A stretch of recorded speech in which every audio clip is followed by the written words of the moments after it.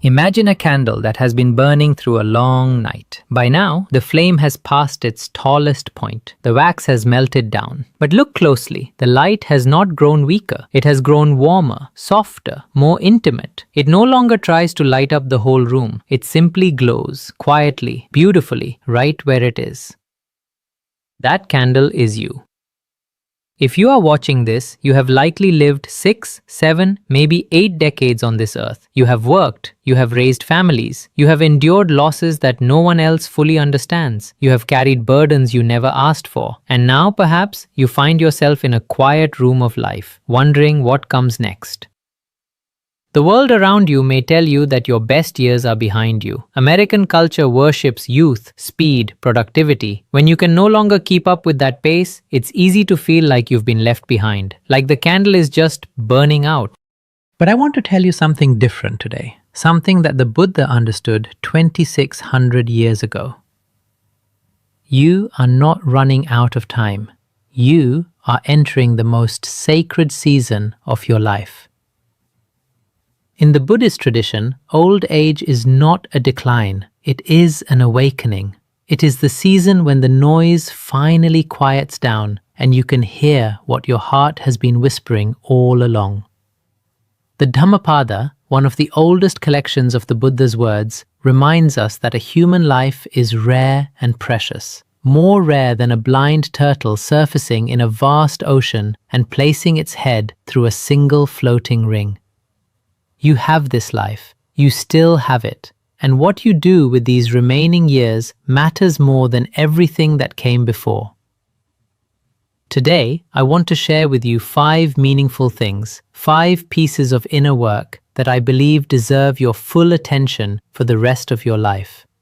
These are not items on a bucket list. You don't need to skydive or visit Paris. What I'm offering is deeper than that. These are the things that will bring you genuine peace. The kind of peace that no vacation, no medication, and no amount of money can buy. Let's begin. Number 1. Cultivate inner stillness, not busyness. For most of your adult life, you were rewarded for doing, for producing, for showing up, clocking in, checking off the list.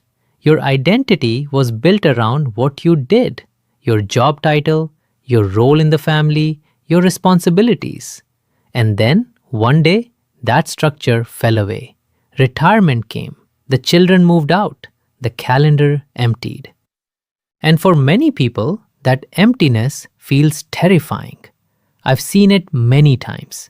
A retired executive walks into our meditation center. He's 72 years old. He's run companies. He's led teams of hundreds. But when I ask him to sit still for 20 minutes and simply follow his breath, his hands start shaking. Not from illness, from discomfort. He tells me afterward, "That was the hardest thing I've done in years. I felt guilty just sitting there, like I should be doing something." This is what decades of busyness do to the mind. They convince you that your worth depends on your output, that rest is laziness, that stillness is a waste of time. But the Buddha taught the exact opposite. He spent 6 years chasing extreme practices, starving himself, punishing his body, before he finally sat down under a tree and simply breathed. And in that stillness, he found what no amount of doing could ever produce. He found awakening. You don't need to become the Buddha, but you do need to learn the art of being rather than doing. And now, in the quieter season of your life, you finally have the space to practice. Here's what I recommend. It is very simple. Every morning, before you check your phone, before you turn on the news, before you make your to-do list, sit down somewhere comfortable. Close your eyes and breathe. Just breathe. Follow the air as it enters through your nose, fills your chest, and leaves again. Do this for 10 minutes. That's all. 10 minutes of being alive without needing to accomplish anything. This is called Anapanasati, mindfulness of breathing. It is one of the oldest meditation practices in Buddhism, and it is available to you right now, exactly as you are. You don't need to sit on the floor. You don't need to twist into any position. A chair is perfect. Your living room is perfect. Stillness is not laziness. It is the deepest form of courage. It takes real bravery to stop running and just be here, with yourself, with this moment, with whatever arises. Start there. Let me ask you a personal question. Is there someone from your past, maybe from many years ago, whose name still makes your chest tighten? Someone who hurt you, betrayed you, disappointed you so deeply that you've carried that wound for decades? If you said yes, you're not alone. Almost everyone I meet over the age of 60 carries at least one heavy resentment. A parent who was never there, a spouse who left, a child who said something unforgivable, a friend who disappeared when you needed them most. These old wounds are like heavy suitcases. You've been dragging them through the airport of your life for 30, 40, maybe 50 years, and now you're approaching the final gate. Let me ask you, do you really want to carry those bags onto the last flight? In the Buddhist tradition, we speak of metta, loving kindness, and the practice of releasing ill will. And I want to be very clear about something. Forgiveness in Buddhism is not about saying that what happened was okay. It is not about pretending the pain didn't matter. It is not about letting the other person off the hook. Forgiveness is about letting yourself off the hook. When you hold on to resentment, the person who suffers most is not the one who wronged you. It is you. The Buddha compared it to holding a hot coal with the intention of throwing it at someone else. You are the one getting burned. I once knew a woman, 78 years old, who had carried anger toward her former husband for over 40 years. He had been unfaithful, he had been cruel, and he had been dead for 10 years. But she still couldn't speak his name without her voice trembling. One day, at our meditation retreat, I suggested she write him a letter, not to send, just to write. She spent 3 hours pouring everything onto paper. Every hurt, every tear, every sleepless night. Then she walked outside, sat under a tree, read the letter out loud to no one, and burned it. She came back inside and told me, "I feel 30 pounds lighter." That's what letting go feels like. Not like condoning, like liberation. If you're ready, here's a practice you can try tonight. Sit quietly, bring to mind the face of someone you still resent, and silently, gently say these words. May you be free from suffering. May you find peace. You might not feel it at first. That's okay. Say it anyway. The heart opens slowly, like a door that's been shut for a long time. It needs patience, not force. Forgiveness is not a gift you give to others. It is the final act of self-liberation. Number 3, simplify your life radically. When the Buddha was a young prince named Siddhartha, he lived in a palace filled with every luxury the world could offer. Gold, silk, music, feasts, and yet none of it brought him peace. So he walked away. He left it all behind, and he spent the rest of his life owning almost nothing. A robe, a bowl, and the open sky above him. Now, I'm not asking you to give away your home and become a wandering monk, but I am asking you to consider this. How much of what you own actually brings you joy, and how much of it is just weight? There's a concept that's become popular recently. The Swedish call it death cleaning. It means going through your belongings as you age and deciding what stays and what goes, so your loved ones aren't burdened after you're gone. It's a practical idea, but the Buddha taught this same principle 2600 years earlier, and he went deeper. It's not just about closets and attics, it's about simplifying everything. Simplify your possessions, yes. Go through that garage, donate the things you haven't touched in 5 years. Let them go to someone who needs them. But also simplify your commitments. How many clubs, groups, and obligations are you part of out of habit rather than genuine nourishment? It's okay to say no. It's okay to step back. Not every invitation requires a yes. Simplify your information. The 24-hour news cycle is designed to keep you anxious. It profits from your fear. You do not owe the world your constant attention. Read less news. Take fewer opinions into your mind. Protect your inner environment with the same care you'd protect your garden. And simplify your relationships. This doesn't mean cutting people off. It means being honest about which connections nourish your spirit and which ones drain it. At this stage of life, you have earned the right to spend your time only with people who make you feel more alive. I once visited an elderly monk in a small forest monastery. His entire life fit in a space no bigger than a parking spot. 3 robes, 1 bowl, 1 copy of the suttas. And his smile? Oh, his smile was wider than the smile of any billionaire I've ever seen on television. He had nothing, and he lacked nothing. The less you carry, the further you can walk, and the more you can see. Number 4, deepen your connection with others through genuine presence. In America today, there is a quiet epidemic that rarely makes the headlines. It's not a virus, it's not a disease you can see under a microscope. It's loneliness. The United States Surgeon General has called it one of the greatest public health crises of our time, and it hits seniors harder than anyone else. Millions of Americans over 60 live alone. Many go days without a meaningful conversation. And I don't mean chatting about the weather or scrolling through social media. I mean the kind of conversation where someone truly sees you and you truly see them.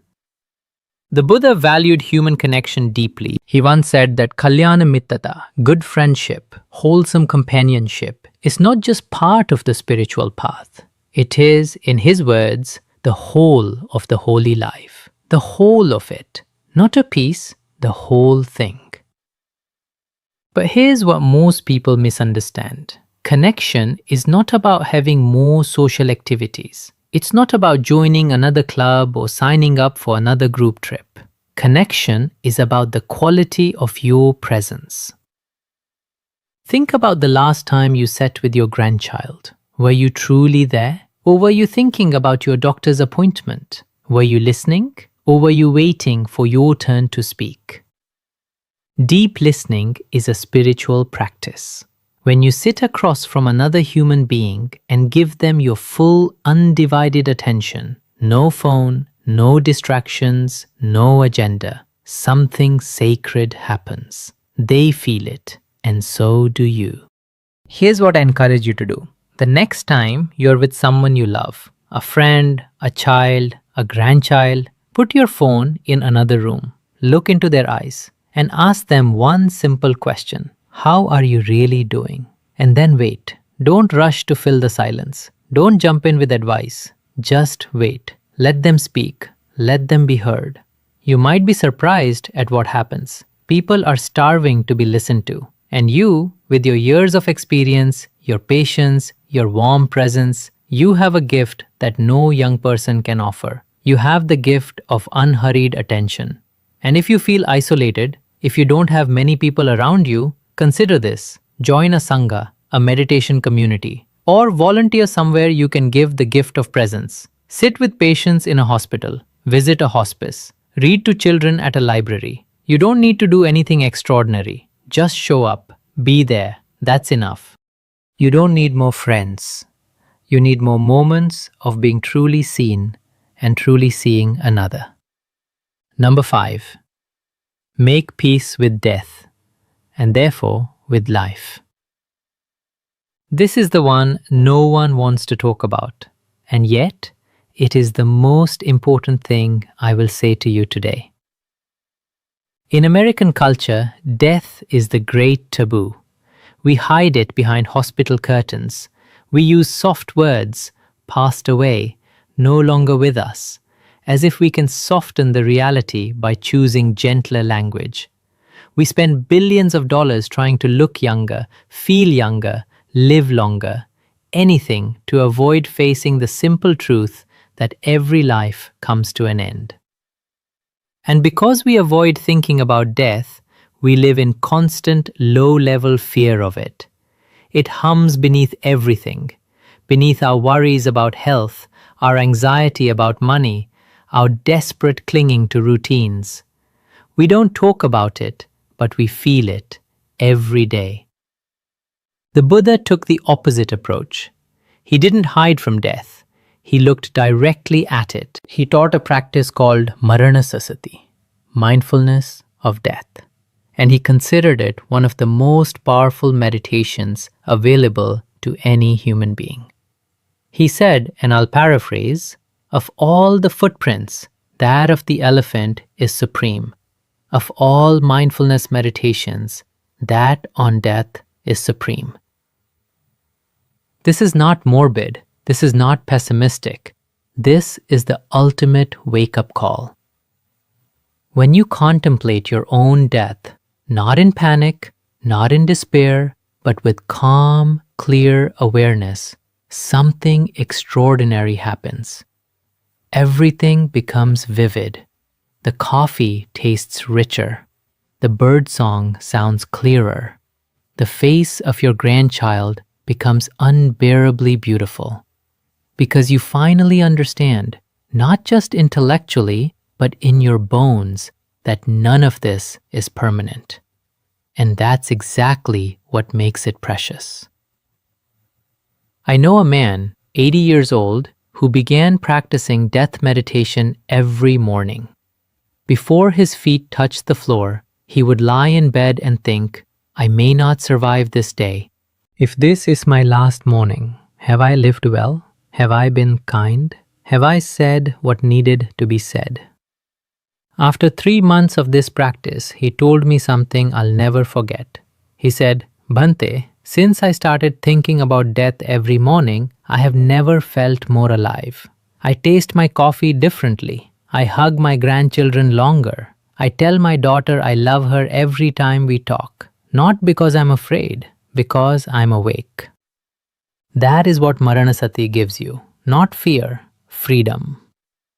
And there is a practical side to this as well. If you haven't already, I gently encourage you to have honest conversations with your family about your wishes. Write your advance directives. Tell your children what you want and what you don't want when the time comes. This isn't morbid. This is one of the greatest acts of compassion you can offer to the people who love you. You spare them from guessing. You spare them from guilt. You give them the gift of clarity, and that is love.